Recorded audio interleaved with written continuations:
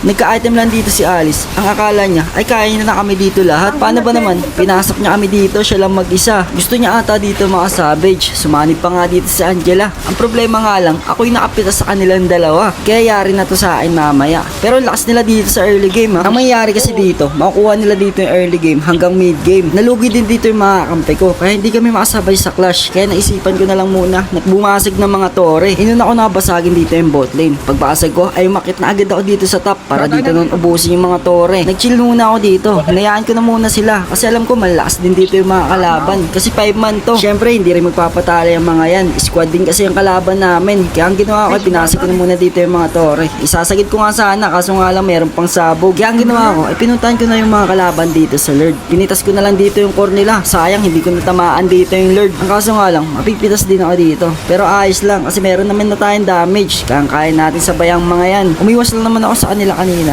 kasi wala pa akong item. Kaya pinagbabasag ko na muna yung mga tore nila. Pero dito sa part na to guys, meron na ang golden stop. Kaya palag-palag na ako dito. Ang kaso nga lang, hindi pa ganun kasakit yung damage natin. Kaya ang ginawa ko, inatrasan ko na muna dito yung mage nila. Paparating na rin kasi dito yung mga kampe niya. Akala ko nga makakatakas pa ako. Hindi na pala. Pero mamaya sa akin to. Kahit gaano pa kalalakas yung mga yan. At dito na nga pumasok si Alice. Akala niya siguro, kahit lamang na lamang sila, ay makaka-maniac na siya. Sumanib pa nga dito si Angela. At dito na nga sila magkakaroon ng problema. Paano ba naman kasi ako makakapitas sa kanilang dalawa? At light game na nga to. Ito na yung oras na pagbawi. Kaya ang ginawa ko ay pinagsusugod ko na dito yung mga kalaban namin. Pero hindi si Alice yung pininterya ko dito ah. Ang pininterya ko dito ay si Eve. Kasi ito yung pumipitas sa akin eh. Medyo masakit na rin kasi siya. Kaya lagi siyang inuuna ko. Para sa akin kasi guys, panggulo lang si Alice dito. Pag ay inuuna ko, mapipitas ako dito ng mga kampe niya. Kaya yung tinarget ko dito ay yung mga malalambot at yung mga damager. Kaya hindi ko na pinataas dito si Harley at saka si Angela. Hinuli ko na dito si Alice. Wala naman siyang damage yan eh. Kaya napitas na namin dito yung damager. Siya na yung pinuntirya namin. Kahit nga nasa loob ng tore, pinitas na namin agad. Tapos nun, ay kinuha na agad namin dito yung Lord